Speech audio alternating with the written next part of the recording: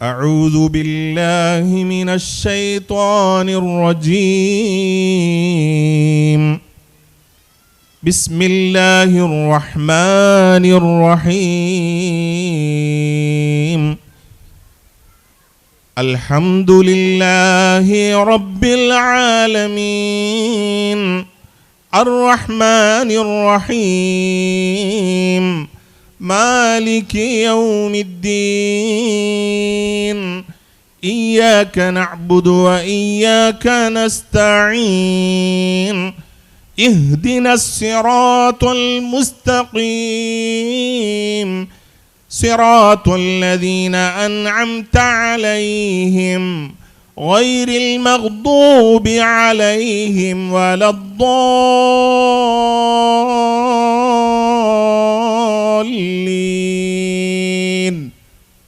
آمين. അസ്സലാമു അലൈക്കും. പ്രിയമുള്ള സഹോദരി സഹോദരന്മാരെ, വളരെ ചുരുങ്ങിയ സമയം മാത്രമാണ് നമ്മുടെ മുമ്പിലുള്ളത്. ഈ സമയത്തിനിടയ്ക്ക് ഖുർആൻ ആസ്വാദനം എന്ന പരിപാടി അവതരിപ്പിക്കുക എന്നത് വളരെ ശ്രമകരമാണ്. എങ്കിലും ഞങ്ങൾ ശ്രമിച്ചു നോക്കാം. ഇവിടെ ബഹുമാന്യരായ നൗഷാദ് കുറ്റ്യാടി, ഷമീർ ഫലാഹി എന്നിവർ നമ്മുടെ കൂടെയുണ്ട്.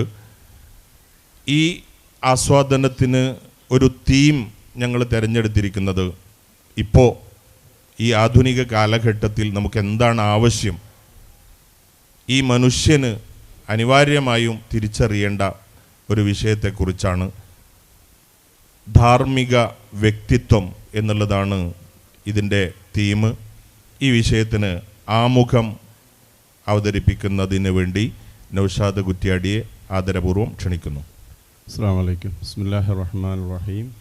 അൽഹംദുലില്ലാഹി വസല്ലല്ലാഹു അലാ നബിയിന മുഹമ്മദിൻ വഅലാ ആലിഹി വസഹ്ബിഹി അജ്മഈൻ. പ്രിയപ്പെട്ടവരെ, ധാർമ്മിക വ്യക്തിത്വം എന്ന തലക്കെട്ടിൽ നിന്നുകൊണ്ടുള്ള അതിൻ്റെ ആമുഖ സംസാരമാണ് നടത്താൻ ആഗ്രഹിക്കുന്നത്. നമ്മൾ ജീവിക്കുന്ന മനുഷ്യ സമൂഹം പല കാലങ്ങളിലായി പലതരത്തിലുള്ള മൂല്യങ്ങളെ പിന്തുടരുന്നവരാണ്. ഓരോ സമൂഹങ്ങൾക്കും വാല്യൂസ്, ഇംഗ്ലീഷിൽ പറയുന്ന വാല്യൂസ് അല്ലെങ്കിൽ എത്തിക്സ്, ധാർമ്മികമായ മൂല്യങ്ങൾ പലതരത്തിലുണ്ട്. അത്തരം മൂല്യങ്ങളുടെ വേരുകൾ അന്വേഷിക്കാൻ പോയാൽ ഒരു വേള അത് വേദഗ്രന്ഥങ്ങളിലെത്തും, അല്ലെങ്കിൽ മതത്തിൻ്റെ പാഠങ്ങളാണ് എന്ന് നമുക്ക് തിരിച്ചറിയാൻ കഴിയും. പുതിയ കാലത്തിലെ മനുഷ്യർ, ബുദ്ധിയുള്ള, ആലോചനാശേഷിയുള്ള, യുക്തിബോധമുള്ള മനുഷ്യർ പുതിയ കാലത്ത് ചില വ്യാഖ്യാനങ്ങൾ നടത്തുന്നുണ്ട്. മനുഷ്യനെ സംബന്ധിച്ചിടത്തോളം തോന്നിയതുപോലെ ജീവിക്കുക എന്ന് പറയുന്നത് വലിയ മഹത്തരമായ കാര്യമായി ചിത്രീകരിക്കപ്പെടുന്ന, വലിയ കാര്യമായി പറയപ്പെടുന്ന ഒരു കാലഘട്ടത്തിലാണ് നമ്മൾ ജീവിച്ചുകൊണ്ടിരിക്കുന്നത്. കാലങ്ങളായി മനുഷ്യർ തുടർന്നു വന്നിരുന്ന ചില വാല്യൂസ്, ചില എത്തിക്സ് ഒക്കെയും മാറ്റിവെക്കപ്പെടുന്ന, അല്ലെങ്കിൽ അതിനെ അനാദരിക്കുന്ന സാഹചര്യം നിലനിൽക്കുന്നു എന്നുള്ളതാണ്. ചെറിയൊരു ഉദാഹരണം പറയാം. ഫാമിലി, കുടുംബം എന്നത് വലിയൊരു മൂല്യവത്തായ ആശയമാണ്. ഉപ്പ, ഉമ്മ, അച്ഛൻ, അമ്മ, മകൻ, മകൾ, സഹോദരന്മാർ എന്നൊക്കെ പറയുന്നത് വലിയ ചില മൂല്യങ്ങളാണ് നമുക്ക് നൽകുന്നത്. എല്ലാ സമൂഹങ്ങളും, വിശ്വാസി സമൂഹങ്ങളെന്ന് മാത്രമല്ല, മനുഷ്യരിലെ എല്ലാ സമൂഹങ്ങളും അവർ തമ്മിൽ പുലർത്തേണ്ടുന്ന ബന്ധങ്ങളെക്കുറിച്ച്, അവരിൽ ഉണ്ടാകേണ്ടുന്ന ബഹുമാനത്തെക്കുറിച്ചൊക്കെ കൃത്യമായ ചില കാഴ്ചപ്പാടുകൾ കാലങ്ങളായി രൂപപ്പെട്ടിട്ടുണ്ട്. അതൊന്നും വേണ്ടതില്ല എന്നുള്ളയിടത്തേക്ക് കാര്യങ്ങൾ എത്തിച്ചേരുന്ന ചില ദൗർഭാഗ്യകരമായ അവസ്ഥയുണ്ട്.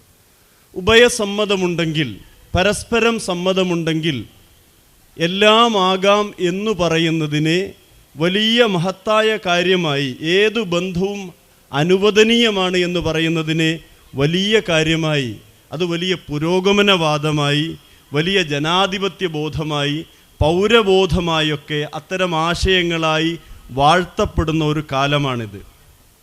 എന്തുകൊണ്ടാണ് ഇങ്ങനെ സംഭവിക്കുന്നത്?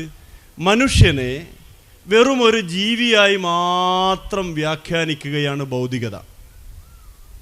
ഭക്ഷണം കഴിക്കുന്ന, വെള്ളം കുടിക്കുന്ന, ഭോഗിക്കുന്ന, സ്വന്തം സുഖങ്ങളിൽ അഭിരമിക്കുന്ന ഒരു ജീവിയായി മാത്രം മനുഷ്യനെ ഭൗതികത വ്യാഖ്യാനിക്കുന്നു. എന്നാൽ ഖുർആനികമായി നമ്മൾ ആലോചിക്കുകയാണെങ്കിൽ, അല്ലെങ്കിൽ വേദ വെളിച്ചം എന്ന് പറയുന്നത് മനുഷ്യനെ വേദഗ്രന്ഥങ്ങൾ വ്യാഖ്യാനിക്കുന്ന അതിമനോഹരമായൊരു വ്യാഖ്യാനമുണ്ട്. പുതിയ കാലത്തെ മൂല്യങ്ങൾക്ക് യാതൊരു പ്രസക്തിയുമില്ലാതായിത്തീരുന്ന പുതിയ തലമുറകൾ അതിനെ സ്വീകരിച്ചു കഴിഞ്ഞിരിക്കുന്നു. നമ്മുടെ വീടുകളിലൊക്കെ വളരുന്ന പുതിയ ആധുനിക വിദ്യാഭ്യാസം നേടുന്ന ചില മക്കൾ അവർ പറയുന്നത് എനിക്ക് കല്യാണം വേണ്ട എന്നാണ്. കല്യാണങ്ങൾ വേണ്ടെന്ന് പറയുന്നവരുണ്ട്. കല്യാണത്തെയൊക്കെ നീട്ടിക്കൊണ്ടുപോകുന്നവരുമുണ്ട്. ചില ആളുകൾ അങ്ങനെയുള്ള അവസ്ഥ സ്വവർഗാനുരാഗത്തെ ഗ്ലോറിഫൈ ചെയ്യുന്ന, അതിനെ നോർമലൈസ് ചെയ്യുന്ന ചിത്രങ്ങൾ, ആവിഷ്കാരങ്ങൾ, സിനിമകളൊക്കെ വലുതായി അതിൻ്റെ ആവിഷ്കാരത്തെക്കുറിച്ച് വലിയ വായിൽ സംസാരിക്കുന്ന ആളുകൾ. അത്തരത്തിലുള്ള പുതുതലമുറ വേറെ ഏതെങ്കിലും രാജ്യങ്ങളിൽ പോയി വിദ്യാഭ്യാസം നേടാൻ, ആ വിദ്യാഭ്യാസം കൊണ്ട് തോന്നിയതുപോലെയുള്ള ഒരു ജീവിതം, തോന്നിയ വാസം ആഗ്രഹിക്കുന്ന തലമുറയിൽ, പുതിയ തലമുറയിലെ ആളുകൾ വർദ്ധിക്കുന്നു എന്നുള്ളതാണ്. ഞാൻ എൻ്റെ ആമുഖം നീട്ടിക്കൊണ്ടുപോകുന്നില്ല. അതുണ്ടാക്കുന്നത് വലിയൊരു അരാജകത്വമാണ്. നമ്മുടെ നോക്കൂ, ഇത് ബാധിക്കുന്നത് ഇസ്ലാമിക സമൂഹത്തെയാണ്. ഇസ്ലാമിക സമൂഹത്തിൽ തന്നെ നവോത്ഥാനം കൊതിക്കുന്ന നവീനവാദികളായിട്ടുള്ള മതത്തിൽ പരിഷ്കരണ പ്രവർത്തനങ്ങൾക്ക് നേതൃത്വം കൊടുക്കുന്ന കുടുംബങ്ങളെയും ആളുകളെയുമാണ് ഇത് ബാധിക്കുന്നത് എന്നുള്ളതാണ്. നമ്മുടെ നാട്ടിലെ ലെസ്ബിയൻ കപ്പിളായി ആദ്യത്തെ കേൾക്കുന്നിടത്ത് നമ്മൾ വാർത്തകളിൽ വായിക്കുന്നത് അതിലയും നൂറയും എന്ന പേരാണ്. അതിന് കൂടുതൽ അവർക്ക് ലീഗൽ സപ്പോർട്ട് നൽകുന്ന ഒരു സമൂഹമുണ്ട്. അവരെ വല്ലാതെ ഗ്ലോറിഫൈ ചെയ്യുന്ന ഒരു സമൂഹമുണ്ട്. ഇത് കണ്ടുകൊണ്ടിരിക്കുന്ന പുതുതലമുറയിലെ പല ആളുകളും LGBTQ ആക്ടിവിസവും ഒക്കെ നമ്മളെ കൊണ്ടുപോകുന്നത് എത്ര അപകടകരമായ അവസ്ഥയിലാണ്. ഇവിടെ ഖുർആൻ മനുഷ്യനെ വ്യാഖ്യാനിക്കുന്നത് മനസ്സിലാക്കിയാൽ കുറച്ചുകൂടി നമ്മുടെ ഉള്ളിൽ രൂപപ്പെടേണ്ടുന്ന ശരിയായ ധാർമ്മിക വ്യക്തിത്വം രൂപപ്പെടാൻ അത് ഉപകരിക്കും. അതിനെ സംബന്ധിച്ച് ആ ആയാത്തുകളെക്കുറിച്ച് ഖുർആനിൽ മനുഷ്യനെ വ്യാഖ്യാനിക്കുന്ന, മനുഷ്യൻ എന്ന അത്ഭുതകരമായ സൃഷ്ടിയെ, പ്രപഞ്ചത്തിലെ സവിശേഷമായ സൃഷ്ടിയെ, ബുദ്ധിയുള്ള, ആത്മാവുള്ള, മനസ്സുള്ള, ശരീരമുള്ള, പ്രകൃതിയിലെ അത്ഭുതകരമായ പ്രതിഭാസത്തെ പടച്ചവൻ ഖലീഫ എന്ന് വിശേഷിപ്പിച്ച് എങ്ങനെയാണ് മനുഷ്യൻ എന്ന ജീവിയെ പഠിപ്പിക്കുന്നത് എന്ന് സമീർ ഫലാഹി അതിൻ്റെ ആയാത്തുകൾ പാരായണം ചെയ്തുകൊണ്ട് വിശദീകരിക്കും. ഞാനിതിൻ്റെ ആമുഖം ഇവിടെ അവസാനിപ്പിക്കും. അസ്സലാമു അലൈക്കും വറഹ്മത്തുള്ളാഹി. അഊദു ബില്ലാഹി മിനശ് ശൈത്വാനിർ റജീം. ബിസ്മില്ലാഹിർ റഹ്മാനിർ റഹീം.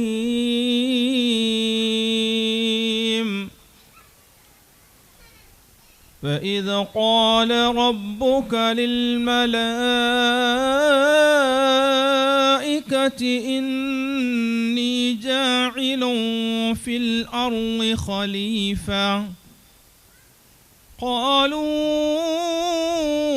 أتجعل فيها من يفسد فيها ويسفك الدماء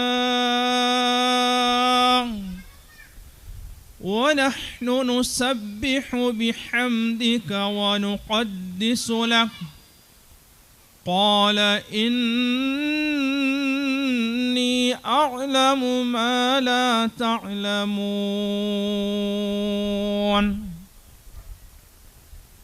നിന്റെ റബ്ബ് മലക്കുകളോട് പറഞ്ഞ സന്ദർഭം ഓർക്കുക. ഞാൻ ഭൂമിയിൽ ഒരു ഖലീഫയെ ഏർപ്പെടുത്തുന്നു. അവർ പറഞ്ഞു, അതിൽ നാശമുണ്ടാക്കുകയും രക്തം ചിന്തുകയും ചെയ്യുന്നവരെ നീ അതിൽ ഏർപ്പെടുത്തുകയോ ഞങ്ങൾ നിന്നെ സ്തുതിച്ചുകൊണ്ട് തസ്ബീഹ് ചെയ്യുകയും നിനക്ക് നിന്റെ പരിശുദ്ധിയെ വാഴ്ത്തുകയും ചെയ്തുകൊണ്ടിരിക്കുന്നവരാണല്ലോ. അവൻ പറഞ്ഞു, നിശ്ചയമായും നിങ്ങൾക്ക് അറിഞ്ഞുകൂടാത്തത് എനിക്കറിയാം.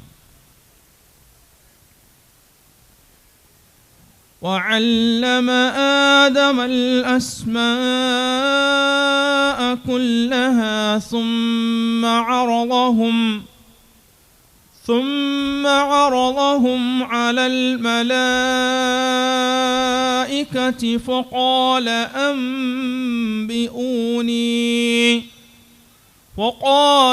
أنبئوني بأسماء هؤلاء إن كنتم صادقين. അവൻ ആദമിന് പേരുകളെല്ലാം പഠിപ്പിച്ചു. പിന്നെ അവരെ മലക്കുകൾക്ക് കാണിച്ചിട്ട് അവൻ പറഞ്ഞു, ഇവരുടെ പേരുകളെപ്പറ്റി നിങ്ങൾ എനിക്ക് വിവരം പറഞ്ഞു തരുവിൻ, നിങ്ങൾ സത്യം പറയുന്നവരാണെങ്കിൽ. قالوا سبحانك لا علم لنا إلا ما علمتنا إنك أنت العليم الحكيم. അവർ പറഞ്ഞു, നീ പരിശുദ്ധനാകുന്നു, നീ ഞങ്ങൾക്ക് പഠിപ്പിച്ചു തന്നിട്ടല്ലാത്ത മറ്റ് യാതൊന്നും ഞങ്ങൾക്കറിയില്ല. തീർച്ചയായും നീ എല്ലാം അറിയുന്നവനും യുക്തിമാനുമാകുന്നു. قال يا آدم أنبئهم بأسمائهم فلما أنبأهم بأسمائهم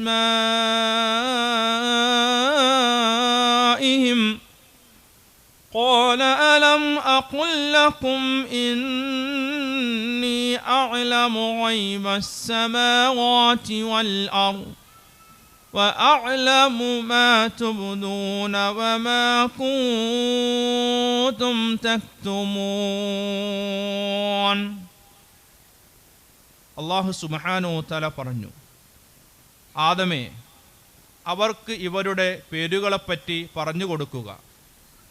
അങ്ങനെ അദ്ദേഹം അവർക്ക് അവരുടെ പേരുകളെപ്പറ്റി പറഞ്ഞു കൊടുത്തപ്പോൾ അവൻ അല്ലാഹു സുബ്ഹാനഹു വതആല പറഞ്ഞു, നിങ്ങളോട് ഞാൻ പറഞ്ഞില്ലേ, നിശ്ചയമായും ഞാൻ ആകാശഭൂമികളിലെ അദൃശ്യം അറിയുമെന്ന്. നിങ്ങൾ വെളിവാക്കുന്നതും നിങ്ങൾ ഒളിച്ചു വെച്ചുകൊണ്ടിരിക്കുന്നതും ഞാൻ അറിയുന്നതാകുന്നു. സഹോദരങ്ങളെ, മനുഷ്യൻ അവൻ്റെ പ്രാധാന്യം വേദവാക്യത്തിൽ വളരെ വ്യക്തമായി പഠിപ്പിച്ചു. മനുഷ്യ സൃഷ്ടിപ്പിൻ്റെ ആരംഭത്തെക്കുറിച്ച് മലക്കുകളോടാണ് അല്ലാഹു സുബ്ഹാനഹു വതആല സൂചിപ്പിച്ചത്. കേവലം തസ്ബീഹുകളും തഹ്മീദുകളും സുജൂദുകളും മാത്രമായിട്ടാണ് സൃഷ്ടികൾ വേണ്ടതായിരുന്നു എങ്കിൽ മലക്കുകൾ മാത്രം മതിയാകുമായിരുന്നു. അവരുടെ ആത്മീയ ലോകത്ത് മാത്രം വികസിച്ചാൽ മതിയായിരുന്നു. എന്നാൽ മനുഷ്യൻ എന്ന് പറയുന്നത് ശാരീരികം, ആത്മീയം, ഭൗതികം, മാനസികം ഈ തലങ്ങളിലൂടെയെല്ലാം മുന്നോട്ട് പോകുമ്പോൾ എല്ലാറ്റിനെയും ഉൾക്കൊള്ളാൻ പറ്റുന്ന രൂപത്തിലുള്ള നിയമങ്ങൾ അവന് അനിവാര്യമാണ്. അങ്ങനെ മനുഷ്യൻ ഉയരുകയാണ് എങ്കിൽ മലക്കുകളേക്കാൾ ഉയരാം. അതപ്പതിച്ചാൽ പിശാചിനേക്കാളും മൃഗത്തേക്കാളും അതപ്പതിക്കുകയും ചെയ്യും. لقد خلقنا الإنسان في أحسن تقويم ثم رددناه أسفل سافلين. തീർച്ചയായും മനുഷ്യനെ നാം സൃഷ്ടിച്ചിട്ടുള്ളത് ചൊവ്വായ ഘടനയോടുകൂടിയാകുന്നു. പിന്നീട് അധമനിൽ അധമനാക്കി തീർക്കുകയും ചെയ്തു. അപ്പോൾ നല്ലതായ ഒരു ഘടന, ആ ഘടനയുടെ സംവിധാനങ്ങളെക്കുറിച്ച് വളരെ കൃത്യമായ രൂപത്തിൽ വേദവാക്യം നമ്മളോട് പഠിപ്പിക്കുന്നുണ്ട്. ആ ഒരു ആശയത്തോടുകൂടി മനുഷ്യ സൃഷ്ടിപ്പിൻ്റെ മഹനീയമായ ലക്ഷ്യത്തെ മനസ്സിലാക്കിക്കൊണ്ട് പടച്ചവൻ ആദരിച്ച ഒരു വ്യക്തിത്വമാകുന്നു മനുഷ്യൻ. വലഖദ് കറംനാ ബനീ ആദം, തീർച്ചയായും ആദം സന്തതികളെ നാം ആദരിച്ചിരിക്കുന്നു. അള്ളാഹു ആദരിച്ച ഔന്നത്യമുള്ള ഒരു സൃഷ്ടിയാകുന്നു മനുഷ്യൻ. ആ തിരിച്ചറിവ് അവന് ഉണ്ടാകണമെങ്കിൽ പ്രപഞ്ചത്തെ വായിക്കുകയും പ്രപഞ്ച സൃഷ്ടാവിനെ മനസ്സിലാക്കുകയും ആ സൃഷ്ടാവിലേക്ക് അവൻ്റെ ജീവിതത്തെ തിരിച്ചു വെക്കുകയും ചെയ്യുമ്പോൾ ആ ജീവിതത്തിലൂടെയാണ് യഥാർത്ഥത്തിൽ പൂർണ്ണമായ സമാധാനപരമായ ഒരു ജീവിതത്തെ നേടിയെടുക്കാൻ സാധിക്കുകയുള്ളൂ. ആ സൃഷ്ടിപ്പിൻ്റെ വൈദഗ്ധ്യവും അതിലടങ്ങിയിട്ടുള്ള ആശയങ്ങളെ സംബന്ധിച്ചും ഇൻഷാ അല്ലാഹ് തുടർ ആയത്തുകളിൽ നമുക്ക് മനസ്സിലാക്കാം. ഖുർആൻ മനുഷ്യനെ ബോധ്യപ്പെടുത്തുന്ന യാഥാർത്ഥ്യം മനുഷ്യൻ അവനെക്കുറിച്ച് തന്നെ മനസ്സിലാക്കുക എന്നുള്ളതാണ്. വിശുദ്ധ നബി സല്ലല്ലാഹു അലൈഹി വസല്ലം പറഞ്ഞത് മൻ അറഫ നഫ്സഹു ഫഖദ് അറഫ റബ്ബഹു എന്നതാണ്. ആരെങ്കിലും തന്നെക്കുറിച്ച് മനസ്സിലാക്കിയാൽ അവൻ തൻ്റെ റബ്ബിനെ മനസ്സിലാക്കി എന്നുള്ളതാണ്. വിശുദ്ധ ഖുർആൻ തന്നെ പറയുന്നുണ്ട് ഫഅലം അന്നഹു ലാ ഇലാഹ ഇല്ലല്ലാഹ്. ആദ്യം നിങ്ങൾ തിരിച്ചറിയേണ്ടത് റബ്ബിനെ കുറിച്ചാണ്. അത് നമ്മളെ തന്നെ സ്വയം മനസ്സിലാക്കുന്നതിലൂടെ നമുക്ക് നമ്മുടെ റബ്ബിനെ കണ്ടെത്താൻ കഴിയും. മനുഷ്യൻ എന്താണ്, മനുഷ്യൻ ആരാണ്, അവൻ്റെ സാധ്യതകൾ എന്താണ് എന്ന് കൃത്യമായി ഖുർആൻ വിശദീകരിച്ചു തരുന്നുണ്ട്. മനുഷ്യൻ എവിടെ നിന്ന് വന്നു, എന്താണ് അവൻ്റെ സ്ഥിതി, ഇനി എങ്ങോട്ടാണ് അവൻ പോകുന്നത്, അവസാനം എന്താണ് അവൻ ആയിത്തീരുന്നത് എന്ന് കൃത്യമായി വിശുദ്ധ ഖുർആൻ മനുഷ്യനെ ബോധ്യപ്പെടുത്തുന്നു. സൂറത്തുൽ മുഅ്മിനൂനിൽ നമുക്ക് കാണാം വലഖദ് ഖലഖനൽ ഇൻസാന മിൻ സുലാലത്തിൻ മിൻ തീൻ ثم جعلناه نطفة في قرار مكين ثم خلقنا النطفة علقة فخلقنا العلقة مضغة فخلقنا المضغة عظاما فكسونا العظام لحما ثم أنشأناه خلقا آخر فتبارك الله أحسن الخالقين ثم إنكم بعد ذلك لميتون ثم إنكم يوم القيامة تبعثون. കളിമണ്ണിൻ്റെ സത്തിൽ നിന്നാണ് മനുഷ്യനെ സൃഷ്ടിച്ചത്. പിന്നീട് അവനെ ഒരു ഇന്ദ്രിയ തുള്ളിയാക്കി, ആ ഇന്ദ്രിയ തുള്ളി ഒരു ഭ്രൂണമാക്കി മാറ്റി, ആ ഭ്രൂണത്തെ ഒരു മാംസപിണ്ഡമാക്കി, അതിനെ പിന്നെ എല്ലാക്കി മാറ്റി, ആ എല്ലിനെ വീണ്ടും മാംസം കൊണ്ട് പൊതിഞ്ഞു. എന്നിട്ട് അവനെ പ്രത്യേകമായ അത്ഭുതകരമായ ഒരു സൃഷ്ടിയായി വളർത്തി. പിന്നീട് അവൻ മരിക്കുന്നു, അവന് മയ്യിത്തായി തീരുന്നു. അതോടുകൂടി അവസാനിക്കുന്നില്ലല്ലോ, വീണ്ടും മനുഷ്യനെ പുനരുജ്ജീവിപ്പിക്കുന്നു. ثم إنكم بعد ذلك لميتون ثم إنكم يوم القيامة تبعثون. ഈ മനുഷ്യൻ്റെ ജീവിതയാത്രയെക്കുറിച്ച്, അവൻ്റെ സാധ്യതകളെക്കുറിച്ച്, അവൻ്റെ ഓരോ വഴിയെക്കുറിച്ചും അവൻ മനസ്സിലാക്കുമ്പോൾ ശരിയായ അള്ളാഹുവിലേക്ക്, അവൻ്റെ സൃഷ്ടാവിലേക്ക് അവൻ എത്തിപ്പെടാൻ കഴിയുന്നു. ഭൗതിക പ്രത്യയശാസ്ത്രങ്ങൾ മനുഷ്യനെ വ്യാഖ്യാനിക്കുന്നത് ഒരു ജീവി എന്ന അർത്ഥത്തിൽ മാത്രമാണ്. എന്നാൽ ഇപ്പോൾ നമ്മൾ കേട്ടത് അള്ളാഹുവിൻ്റെ വചനം, പടച്ച തമ്പുരാൻ മനുഷ്യനെ അവൻ ആരാണ് എന്നും അവൻ എന്താണ് എന്നും അവൻ്റെ ജീവിതയാത്ര എങ്ങനെയാണ് എന്നൊക്കെ അത് കൃത്യമായി വിശദീകരിക്കുകയാണ് ചെയ്തിട്ടുള്ളത്. നമ്മുടെ പുതിയ തലമുറ, പുതിയ ആളുകൾ പല അരാജകത്വങ്ങളിലേക്കും പോകുമ്പോൾ വേവലാതി പൂണ്ടു നിൽക്കുന്ന മനുഷ്യരെ നമുക്ക് കാണാം. അവർ പറയും, എന്താണ് ഇത്തരം തോന്നിയാസങ്ങളിലേക്ക് മനുഷ്യർ ഇങ്ങനെ പോയിക്കൊണ്ടിരിക്കുന്നത് എന്നുള്ളത്. ശരിക്ക് മനുഷ്യൻ അവനവനെ പഠിച്ചാൽ, മനുഷ്യൻ എന്ന് പറയുന്ന അത്ഭുതകരമായ ജീവിയെ അവനവൻ പഠിച്ചാൽ അവനവൻ്റെ റബ്ബിനെ കണ്ടെത്താൻ കഴിയും. ആ റബ്ബിനെ കണ്ടെത്തുക എന്നുള്ളതാണ് ഏറ്റവും പ്രധാനപ്പെട്ട കാര്യം. ഫഅലം അന്നഹു ലാ ഇലാഹ ഇല്ലല്ലാഹ്, അല്ലാഹു അല്ലാതെ ഒരു ഇലാഹില്ല എന്നുള്ളത് നീ അറിയുക എന്നുള്ളതാണ്. അള്ളാഹുവിനെ നമുക്ക് പരിചയപ്പെടുത്തി തന്ന, അള്ളാഹുവിനെ നമുക്ക് പഠിപ്പിച്ചു തന്ന, വേദഗ്രന്ഥത്തിൻ്റെ ഖുർആനിൻ്റെ രണ്ട് കാലിൽ നടന്ന ഖുർആനിൻ്റെ വ്യാഖ്യാനമാകുന്ന മുഹമ്മദുൻ നബിയുന സല്ലല്ലാഹു അലൈഹി വസല്ലം പറഞ്ഞ വാക്ക് ഇവിടെ ഉദ്ധരിക്കപ്പെട്ട് കഴിഞ്ഞു.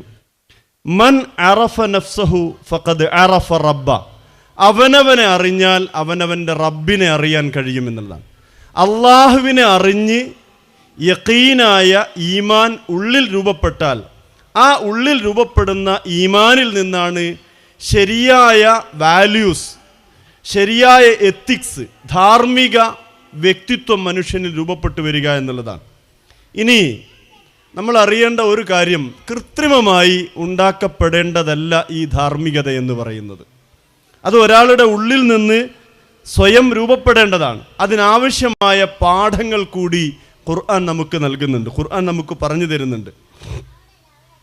ആധുനിക കാലഘട്ടത്തിൻ്റെ ഫിലോസഫി പറയുന്നത് മനുഷ്യൻ അവൻ്റെ ഇഷ്ടം പോലെ ജീവിക്കാം, തിന്നാം, കുടിക്കാം, ഭോഗിക്കാം, മറ്റുള്ളവർക്ക് പ്രയാസകരമായ ഒരു സാഹചര്യമില്ലെങ്കിൽ അമ്മയെ ഭോഗിക്കാം, സഹോദരനും സഹോദരിയുമായി ബന്ധങ്ങളിൽ ഏർപ്പെടാം. അതിനൊരു വിലക്കില്ല എന്നാണ് പുതിയ കാലം പറയുന്നത്. അതിനെ നോർമലൈസ് ചെയ്യപ്പെട്ടു, അതിനെ ഗ്ലോറിഫൈ ചെയ്യപ്പെട്ടു, അതിനെ സാധാരണ സംഭവമാക്കപ്പെട്ടു, അതിനെ വലുതായി മഹത്വവൽക്കരിക്കപ്പെട്ട ഒരു സാമൂഹ്യ സാഹചര്യത്തിലാണ് നമ്മൾ നിലനിൽക്കുന്നത്.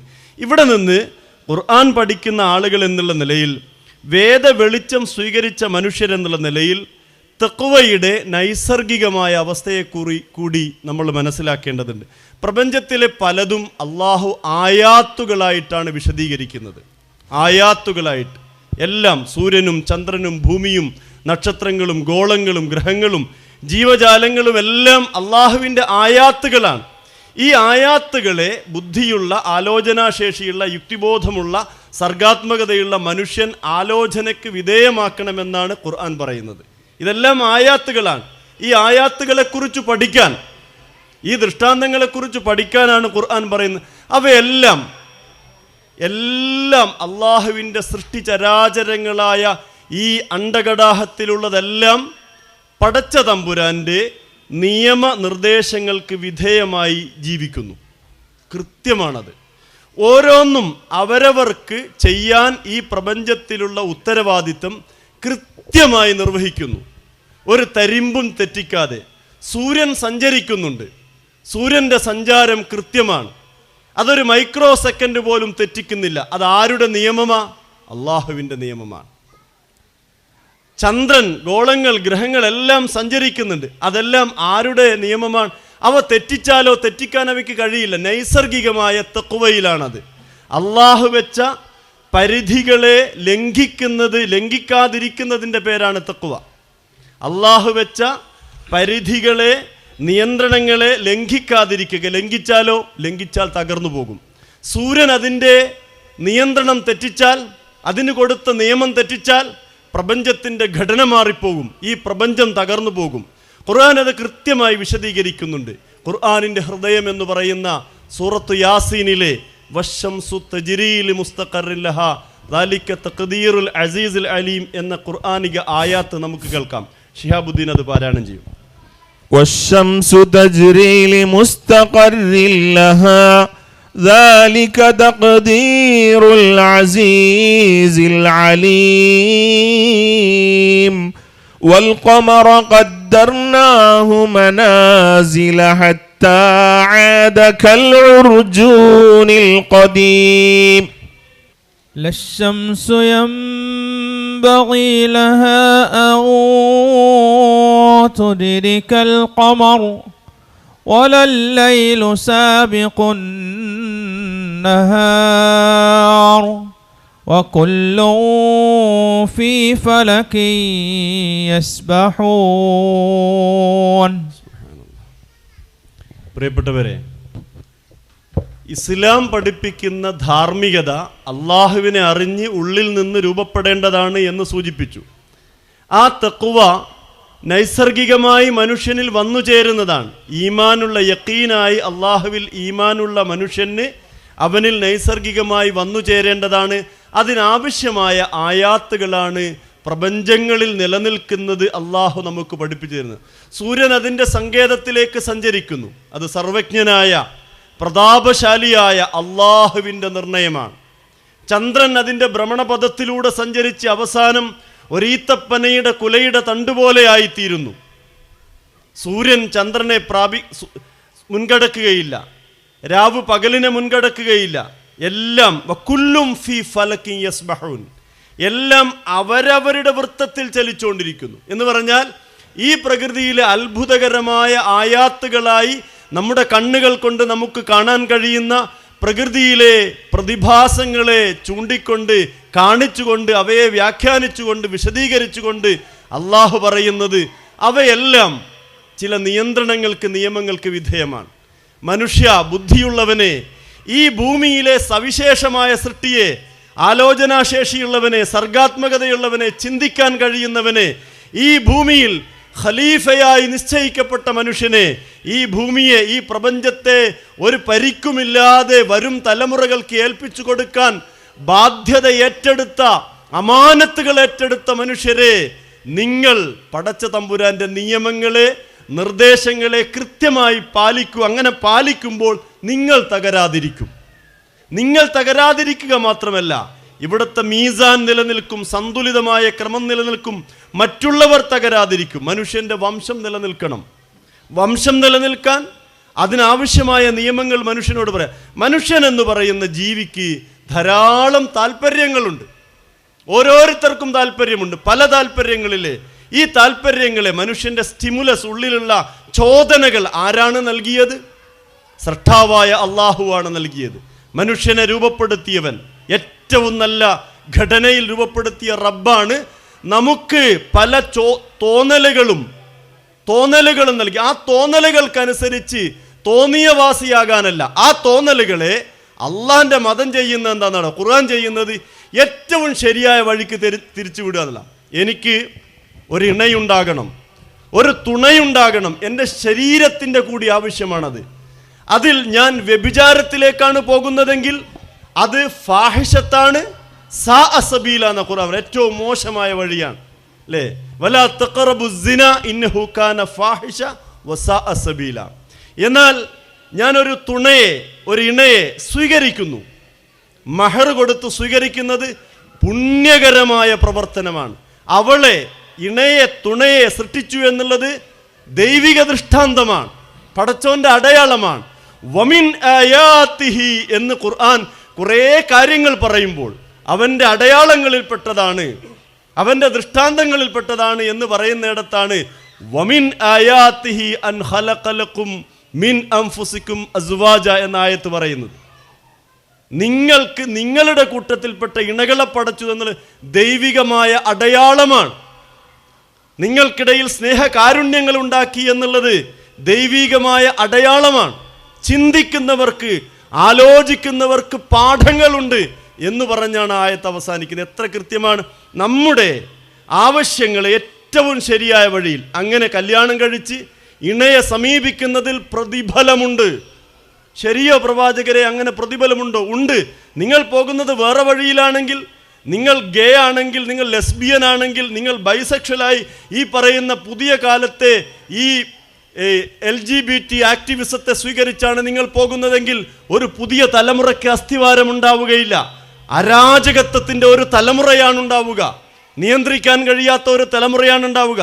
വെസ്റ്റേൺ കൺട്രീസ്, യൂറോപ്യൻ സമൂഹങ്ങളൊക്കെ അത് ഉപേക്ഷിക്കുകയാണ്. പക്ഷേ നമ്മുടെ പുരോഗമനം നിലനിൽക്കുന്ന സാക്ഷരതയിൽ 100% പറയുന്ന നമ്മുടെ നാട്ടിലെ മനുഷ്യർ അതിനെ മഹത്വവൽക്കരിക്കുകയും അതിനെ വിദ്യാഭ്യാസ പ്രക്രിയയിലൊക്കെ ഉൾപ്പെടുത്തി കൊണ്ടുവരികയും ചെയ്യുകയും അതിലൂടെ അറിഞ്ഞോ അറിയാതെയോ നമ്മൾ മൗനം പാലിക്കുകയും ചെയ്യുന്ന പുതിയ കാലം ആപൽക്കരമാണ്. ഖുർആനിലെ ഈ പാഠങ്ങളാണ് നാം തിരിച്ചറിയേണ്ടത്. മനുഷ്യൻ്റെ ചോദനകളെ, മനുഷ്യൻ്റെ താല്പര്യങ്ങളെ അള്ളാഹു ഏറ്റവും നേരായ വഴിയിലാണ് നയിച്ചിരിക്കുന്നത് എന്ന് അവസാനിപ്പിക്കുകയാണ്. ഓരോന്നിലും, പ്രപഞ്ചത്തിലെ എല്ലാറ്റിലും ഒന്നിൽ പോലും നിയന്ത്രണങ്ങളില്ലാത്തതില്ലല്ലോ. ജീവജാലങ്ങൾ നോക്കൂ, എല്ലാ ജീവജാലങ്ങൾക്കും നിയന്ത്രണങ്ങളുണ്ട്. ഏതെങ്കിലും ജീവി ഹലാലല്ലാത്ത ആഹാരം കഴിക്കുമോ? ഏതെങ്കിലും ജീവി ഹലാലല്ലാത്ത ആഹാരം കഴിക്കുമോ? ഇല്ല. അതിന് ഹലാലായിട്ടുള്ള ആഹാരം അത് തേടിപ്പിടിച്ച് അതിനുള്ള ഹിദായത്ത്, മാർഗദർശനം പടച്ചോൻ കൊടുത്തിട്ടുണ്ട്. മണത്ത് രുചിച്ചറിഞ്ഞതിന് കഴിക്കാനറിയാം. ഹറാമായ ഒരാഹാരവും ഒരു ജീവിയും കഴിക്കുന്നില്ല. രതിവൈകൃതങ്ങളിൽ ഏർപ്പെടുന്ന ജീവജാലങ്ങളുണ്ടോ? ഇല്ലേ ഇല്ല. എന്താണോ അതിൻ്റെ ഇണയോട് അതിൻ്റെ സമയത്ത് അതിന് ആവശ്യപ്പെടുന്ന ചില സീസൺ ഒക്കെ ഉണ്ട്, അതൊക്കെ അതിൻ്റെ പ്രകൃതിപരമായ നിയമമാണ് എന്നാണ് നിരീശ്വരവാദിയുടെ അല്ലെങ്കിൽ ഭൗതികവാദിയുടെ വ്യാഖ്യാനം. മതം പറയുന്നത് പടച്ചോൻ്റെ നിയമ. ഒരു ജീവിയും ദാഹിക്കാതെ വെള്ളം കുടിക്കുകയില്ല. ഒരു ജീവിയും വിശക്കാതെ ആഹരിക്കാറില്ല. ഒരു ജീവിയും രതിവൈകൃതങ്ങളിൽ ഏർപ്പെടാറില്ല. അതിന് നിയമമുണ്ട്. ആ നിയമത്തിൻ്റെ പരിധിയിൽ നിന്നാണ് അവ ചെയ്യുന്നത്. സബ്ബിഹസ്മ റബ്ബിക്കൽ അഅല, ഒരു അധ്യായത്തിൻ്റെ, ഒരു സൂറത്തിൻ്റെ തുടക്കം അങ്ങനല്ലേ? ഉന്നതനായ നിന്റെ നാഥൻ്റെ നാമത്തെ നീ പ്രകീർത്തിക്കുക. സുബ്ഹാനല്ലാ, സുബ്ഹാനല്ലാ. ആ സുബ്ഹാനല്ലാ ഉള്ളിൽ നിന്ന് വരേണ്ടതാണ്. അള്ളാഹുവിനെ അറിഞ്ഞ് ബോധ്യപ്പെട്ട് യഖീനായ ഉള്ളിൽ നിന്ന്. സബ്ബിഹസ്മ റബ്ബിക്കൽ അഅല അല്ലദീ ഖലഖ ഫസവ്വ വല്ലദീ ഖദ്ദറ ഫഹദ. അവൻ സൃഷ്ടിച്ചു, സമപ്പെടുത്തി, അല്ലേ? ഖദർ നിർണയിച്ചു, മാർഗദർശനം നൽകി. എല്ലാറ്റിനും മാർഗദർശനം നൽകിയ, എല്ലാറ്റിനും ഖദർ നിർണയിച്ച, എല്ലാറ്റിനെയും സൃഷ്ടിച്ച് സന്തുലിതപ്പെടുത്തിയവൻ ആരാണോ അവനാണ് നിങ്ങളുടെ നാഥൻ. ആ നാഥനെ ആരാധിക്കുക. അവനെ അറിയാൻ ആവശ്യമായ ഇൽമ് ലഭ്യമാകുന്ന വേദഗ്രന്ഥങ്ങളിലെ വെളിച്ചമാണ്. ആ വെളിച്ചം ഉണ്ടാക്കിയെടുക്കാനാണ് നമ്മൾ കുടുംബങ്ങളിൽ ശ്രമിക്കേണ്ടത്. ഇസ്ലാം എന്ന് പറയുന്ന ആശയവും ഇതുതന്നെയാണ്.